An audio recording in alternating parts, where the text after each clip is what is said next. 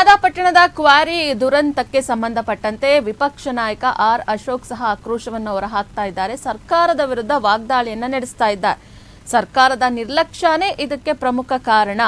ಮೃತರ ಕುಟುಂಬಗಳಿಗೆ ಏನಿಲ್ಲ ಅಂದ್ರೂ ತಲಾ 50 ಲಕ್ಷ ರೂಪಾಯಿ ಪರಿಹಾರವನ್ನ ಸರ್ಕಾರ ಕೊಡಬೇಕು ಅನ್ನುವಂತಹ ಆಗ್ರಹವನ್ನ ಮಾಡ್ತಾ ಇದ್ದಾರೆ ಆರ್ ಅಶೋಕ್. ಮಾಧ್ಯಮಗಳಿಗೆ ವಿಪಕ್ಷ ನಾಯಕ ಆರ್ ಅಶೋಕ್ ಹೇಳಿಕೆಯನ್ನ ನೀಡ್ತಾ ಇದ್ದಾರೆ.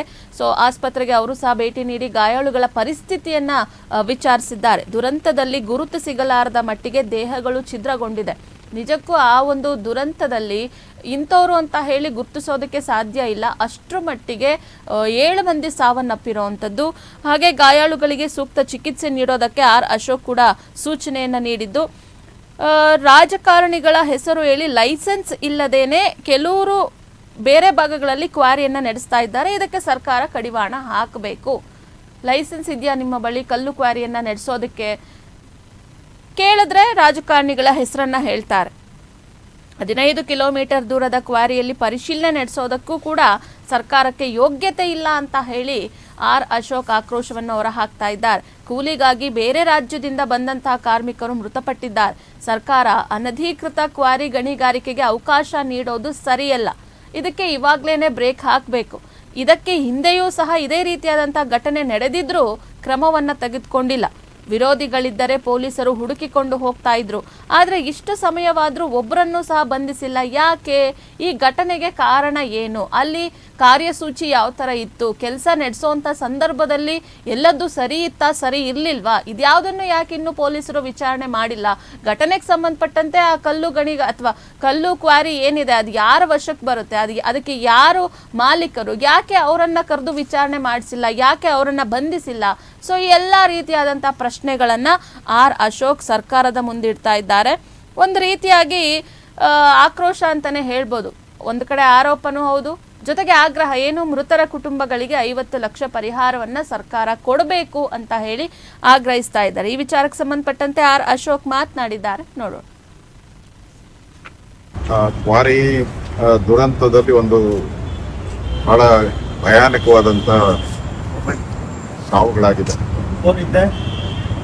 7 ಜನ ಮೃತಪಟ್ಟಿದ್ದಾರೆ. ಕೆಲವರ ಐಡೆಂಟಿಫೈ ಮಾಡಕ್ಕಾಗಲ್ಲ. ಅವರ ಪೂರ್ತಿ ಮುಖ, ತಲೆ ಎಲ್ಲ ಕೂಡ ಜಜ್ಜ ಹೋಗಿದೆ. ಐಡೆಂಟಿಫೈ ಮಾಡಕ್ಕೂ ಕಷ್ಟ ಇದೆ. ನಾನು ಡಾಕ್ಟರ್ ಹತ್ರನೂ ಮಾತಾಡಿದೆ. ಈಗ ಅವರು ಅದನ್ನೇ ಹೇಳಿದ್ದಾರೆ, ಐಡೆಂಟಿಫೈ ಮಾಡಕ್ಕಾಗಲ್ಲ. ಉಳಿದ 5 ಜನ ಈಗ ನಾನು ಹೋಗಿ ನೋಡಿದ್ದೀನಿ, ಎಮರ್ಜೆನ್ಸಿಯಲ್ಲಿ ಇದ್ದಾರೆ. ಅದರಲ್ಲಿ 9ರ ಸ್ಥಿತಿ ಸ್ವಲ್ಪ ಚಿಂತಾಜನಕ ಇದೆ. ಆದರೂ ಡಾಕ್ಟ್ರು ಅವ್ರನ್ನ ಸೇವ್ ಮಾಡ್ಬೋದು ಅಂತ ಹೇಳ್ತಾ ಇದ್ದಾರೆ. ಸೊ ನಾನು ಡಾಕ್ಟರ್ ಹತ್ರ ಮಾತಾಡಿದ್ದೀನಿ. ನಮ್ಮ ಡೀನು ಬಂದಿದ್ದಾರೆ ಇಲ್ಲಿ.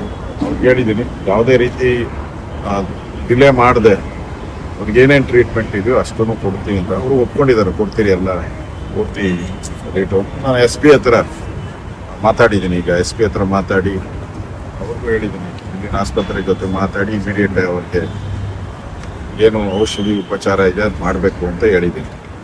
ಇದು ಕ್ವಾರಿಗಳು ಕಳೆದ 2-3 ವರ್ಷಗಳಿಂದ ನಾಯಿ ಕೊಡೆಗಳಂತೆ ಎಲ್ಲ ಕಡೆ, ಇಡೀ ಕರ್ನಾಟಕದಲ್ಲಿ ಎಲ್ಲ ಕಡೆ ರಾಜಕಾರಣಿಗಳ ಹೆಸರು ಹೇಳ್ಬಿಟ್ಟು ಕ್ವಾರಿಗಳು ನಿರಂತರ ದಂಧೆ ಮಾಡ್ಕೊಂಬಿಟ್ಟಿದ್ದಾರೆ.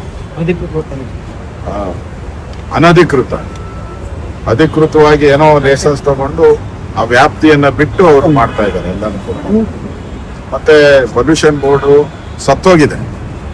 ಪೊಲ್ಯೂಷನ್ ಬೋರ್ಡ್ ಅಂತೂ ಸತ್ತೋಗಿದೆ.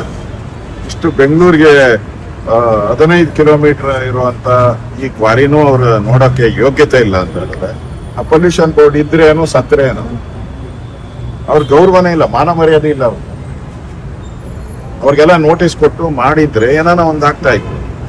ಮತ್ತೆ ಇಲ್ಲಿ ಕ್ವಾರಿ ನಡೆಯುವಂತ ಪ್ರಿಕಾಷನರಿ ಮೆಜರ್ಸ್ ಏನೇನ್ ಮಾಡಬೇಕು, ಸೇಫ್ಟಿ ಮೆಜರ್ಸ್ ಏನೇನ್ ಮಾಡಬೇಕು, ಏನೂ ಇಲ್ಲ. ಏನೂ ಇಲ್ಲ. ಒಬ್ಬ ಸತ್ತಿರೋರು ಯಾರು?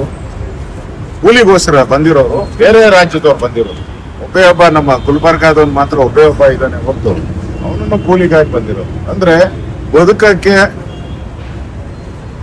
ಬೆಂಗಳೂರು ಬಂದಿದ್ದಾರೆ. ಬದುಕಕ್ಕೆ ಬಂದವರು ಇವತ್ತು ಸಾವಾಗ್ತಾ ಇದ್ದಾರೆ. ಅವರು ಪೂರ್ತಿ ಮನೆಯವರು ಇಲ್ಲಿ ಬದುಕು ಅಂತ ಹೇಳಿ ಕಳಿಸಿದ್ರು. ಆದ್ರೆ ಇಲ್ಲಿ ಸರ್ಕಾರ ಅದನ್ನ ಸಾವಿನ ಪರಿವರ್ತನೆ ಮಾಡಿದೆ. ಒಳ್ಳೇದಲ್ಲ. ಈ ಸರ್ಕಾರ ಈ ತರ ಇಲ್ಲಿಗಲ್ ಇರುವಂತ ಇದೇನು ಮೊದಲೇ ಅಲ್ಲ. ಬೆಂಗಳೂರು ಸುತ್ತು ಕಳೆದ 2-3 ವರ್ಷದಲ್ಲಿ ಚಿರತೆ ಸಾವಾಗಿದ್ದು ನೋಡಿದ್ವಿ, ಬ್ಲಾಸ್ಟ್ ಮಾಡಿ ಬೇರೆ ಬೇರೆ ಎಲ್ಲ ಆಗಿದೆ.